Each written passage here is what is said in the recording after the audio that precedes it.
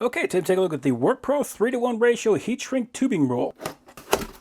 Wow, look at that. That is a gigantic roll of heat shrink. So it's 3/8, it's 100 feet long. It is dual wall adhesive line, which is important. So that means that there's a glue on the inside. So as it heats up, that glue is going to turn sticky, and then as it shrinks, it's going to completely seal the inside. It doesn't even matter if it gets wet because there's no way for that water to get inside. But more importantly, this is 3-to-1. This is the only type of heat shrink I want to use. A lot of the old stuff is 2-to-1. That means it will half in size when it shrinks. Because this is 3-to-1, this 3/8 will actually turn down to a 1/8 inch tube. And where that can come in handy is if you're trying to put it over like a plug or something like that, you can actually fit this over a larger plug and it will still shrink down to the size of the wire. This stuff is fantastic. You can see with 100 feet of this stuff, like this is going to last a very long time. And we can see it is labeled WORKPRO 3-to-1 dual wall, so you know exactly what this stuff is when you pick it up. This is big enough that it will actually fit over that USB plug.